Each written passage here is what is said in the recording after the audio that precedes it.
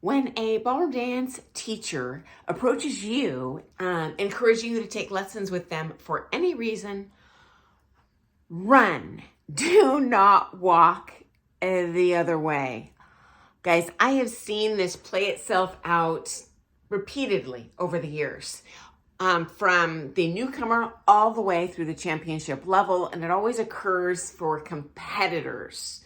And guys, I got news for you. I have taken with almost every former world champion that is alive and over the course of my 40 years in this industry, and not one ever elite level coach solicited students for lessons. They don't have to, because they are competent teachers and they are fully booked and they are money hungry. And guys, I got news for you. A lot of people are. And I have been solicited as well by other coaches, including when I was taking regular lessons in England, New York, every single month with the top pros in the world. And I got to tell you guys, 2 local Yahoo nobodies who were not only completely not trained, but could not dance for 2 beans. Horrible dancers. Came to me trying to sell me on how I should take lessons with them. And in my observation, these pros 100% of the time cannot deliver the goods. They are going to promise you the world and back, because every competitor wants to hear, I can make you a world champion. You're going to be my priority. I'll be at all the comps to support you. Blah, blah, blah, blah, yap. Guys, nonsense. You need to have your alarm bells up when someone does that. Okay, guys? I've even seen it at the championship level, friends. I had a couple I was very close to who took with all of our coaches in New York and England. Again, these people were producing every single top couple in the world.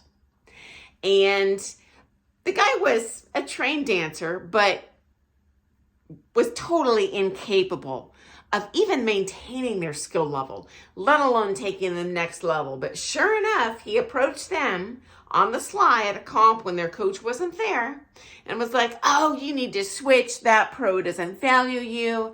I show up to all the comps. I'm going to be there to support you, and you're going to be my priority, and I'll teach cheaper lessons, and I'm going to make you the God's gift to dancing. And guys, they did switch. I cannot believe that they did this.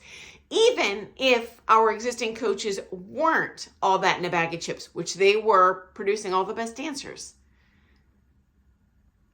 This other person was totally out of line, incompetent compared to the current people they were taking from, and not politically connected the way that their current coaches were. And sure enough, they switched.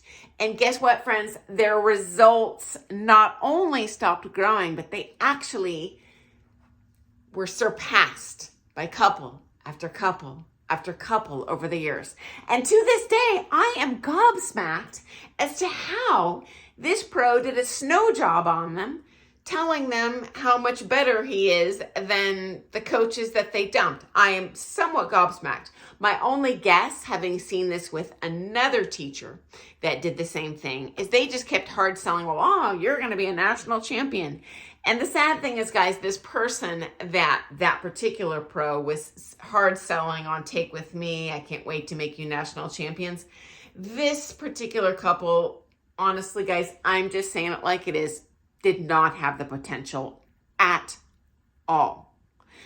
This pro was selling a dream to make more money at the horrible expense of this couple, not only financially, but in terms of goal creation, and budgeting, and how far are we going to get if we invest in this. To say I'm offended would be an understatement. Okay, guys, no good pro that I have ever seen has solicited anyone for lessons. As a matter of fact, I've seen the top coaches turn pretty decent people away.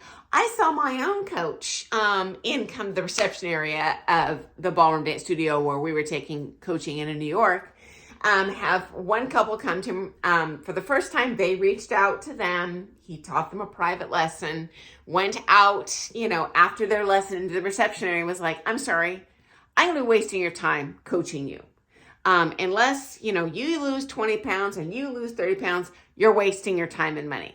And of course they wanted to be like, elite level, like championship quarterfinal, semifinal finalists in the United States, which I agree. I mean, I've talked about like different body acceptance and stuff, and certainly in Pro-Am, 100% across the board. In amateur, as long as you're really not in championship level, yes, a lot of freedom. But if your goal is to achieve that really elite level, championship level dancing, a coach that is honest and has integrity are going to tell you the limitations. Because I got news for you guys. My coaches who taught all the top couples in the United States, like every finalist, every semifinalist, all those years I was competing, they never once told a couple, hey, take with me, you're going to, be a champion. As a matter of fact, they did the opposite. I heard them time and time and time again say, you know what?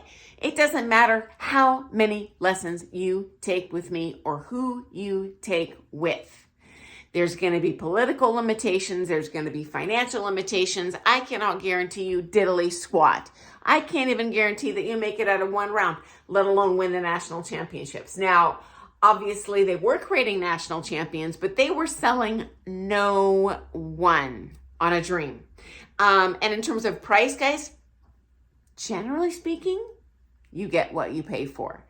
And I've talked about chain studios before, not creating, the most elite level competitors, not having the best level teachers. But guys, they are selling another benefit. It's essentially like being in an elite social club where you've got dance hosts and all the dance parties and such. So there is an added value elsewhere in those lessons, but being successful in competition, no.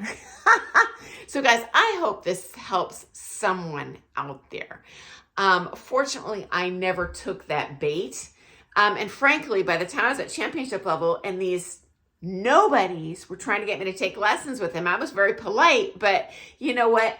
I can smell garbage from a mile away. And hopefully you can too, guys, because I so want everyone to get the maximum value for the dollar you spend on your dancing and that hard work we all put into being the best that we can be. So I hope that's been helpful, guys.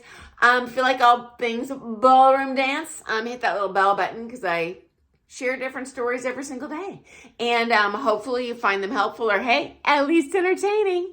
So thanks for joining us. If you have any additional comments, disagreements, or stories that you've seen that you're like, oh, that's all sorts of sus, definitely share in the comments. I am but one ballroom dancer in a world of ballroom dancers, and I love hearing your stories. And I know our other ballroom dance friends here do too. So guys, happy dancing. See you in the morning.